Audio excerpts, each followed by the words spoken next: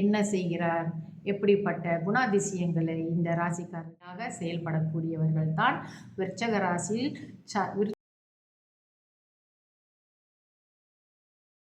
அனைவருக்கும் என் இனிய காலை வணக்கங்கள். இன்று கிருஷ்ணபட்ச திருதியையோட பகவான் வந்து அக்னி தேவன். அதாவது நம்ம பிள்ளைங்களுக்கு சுற்றி போடுவோம் இல்லையா, கண் திருஷ்டி படுது இல்லையா, அந்த மாதிரி இந்த நாளன்று நீங்கள் வந்து கண்ணீர் படுபவர்களுக்கு வந்து நீங்கள் சுற்றி போடுங்கன்னா அந்த அக்னியில் வச்சு செய்யுங்க. ரொம்ப நல்ல பலன் உங்களுக்கு கிடைக்கும். அடுத்தபடியாக இன்றைய பஞ்சாங்கத்துக்குள்ளே போவோம். இன்றைய தேதி 4ஆம் தேதி 2ஆம் மாதம் 2026 புதன் கிழமை, தமிழ் மாதம் தை.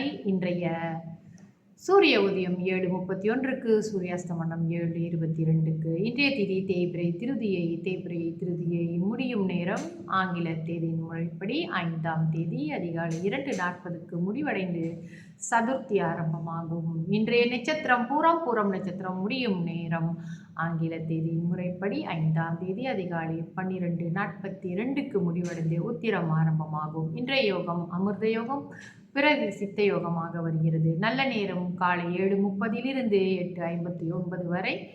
அதன் பிறகு மத்தியான வேளையில் 2:55 4:24 வரை. இரவு வேளையில் 8:21 10:20 வரை. ராகு கால நேரம் மதியம் 1:26 2:55 வரை. யமகண்ட நேரம் காலை 8:59 10:28 வரை. கூலிகன் காலை 11:57 மதியம் 1:26 வரை. சந்திராஷ்டம ராசி இன்று மகர ராசி அன்பர்களுக்கு சந்திராஷ்டமம். இவர்களுக்கு நாளை காலை 6:50க்கு சந்திராஷ்டமம் முடிவடையும். இன்றைய ராசி பலன் பார்ப்போம். மேஷ ராசிக்கு சிந்தனை, ரிஷப ராசிக்கு வரவு, மிதுன ராசிக்கு தாமதம், கடக ராசிக்கு செலவு, சிம்ம ராசிக்கு ஆதரவு, கன்னி ராசிக்கு முயற்சி, துலாம் ராசிக்கு வெற்றி, விருச்சக ராசிக்கு மேன்மை, தனுசு ராசிக்கு நன்மை, மகர ராசிக்கு அசதி, கும்ப ராசிக்கு தெளிவு, மீன ராசிக்கு நேர்மை. கிரகங்கள் இடம்பெற்ற வீடுகளின் பலன்களை பற்றி பார்த்து கொண்டு வருகிறோம். அந்த வகையிலே இன்று சந்திரன் விருச்சகத்தில் என்ன செய்கிறார், எப்படிப்பட்ட குணாதிசயங்களை இந்த ராசிக்காரர்களுக்கு கொடுக்கிறார் என்று பார்ப்போம். சந்திரன் விருச்சகத்திலே நீச்சமடைகிறார். சகல விஷயங்களிலும் இவர்கள், அதாவது ராசி கட்டங்களிலே சந்திரன் விருச்சக ராசியில் அமைந்திருந்தால் இவர்களுக்கு வந்து சகல விஷயங்களிலும் ஆர்வம் இருக்கும். ஆர்வம் காட்டிக்கொண்டு சுறுசுறுப்பாகவும் சிக்கனமாகவும் இருப்பார்கள். அனாவசிய செலவு செய்ய மாட்டார்கள். அத்தியாவசிய செலவு தான் இவர்கள் கவனித்து செலவு செய்வார்கள். சாதனை படைக்கும் எண்ணம் கொண்டவர்கள், பேச்சில் உட்பொருள் வைத்து பேசக்கூடியவர்கள், விளையாட்டாகவே பேசி பிறருடைய குற்றம் குறைகளை எடுத்து காட்டக்கூடிய வல்லமை பெற்றவர்கள், தான் செய்யும் தவற்றுக்கெல்லாம் ஒரு நியாயம் கற்பிக்கக்கூடியவர்களாகவும் இவர்கள் இருக்கிறார்கள். சங்கடம் வரும் பொழுது நல்ல ஒரு அழகாக, அதாவது பவ்யமாக அந்த சங்கடங்களில் இருந்து ஒதுங்கி விடுவார்கள்.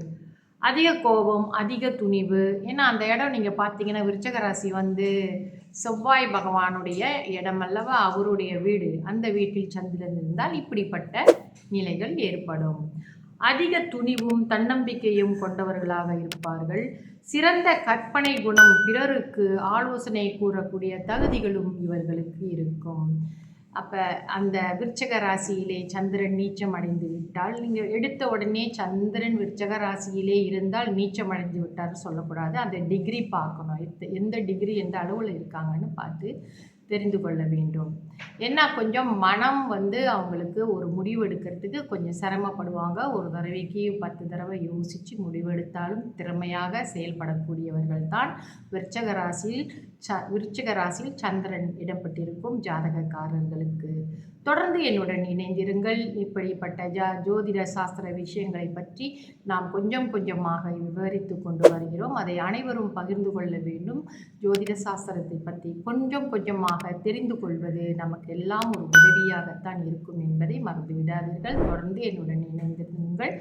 இந்த பதிவுகளை உங்களுக்கு வேண்டியவர்களுக்கும் நீங்கள் ஷேர் செய்து வைப்பது நல்லது. அது ஒரு பெரிய உதவிதான், நம்ம செய்கிற ஒரு தொண்டு. நன்றி, வணக்கம்.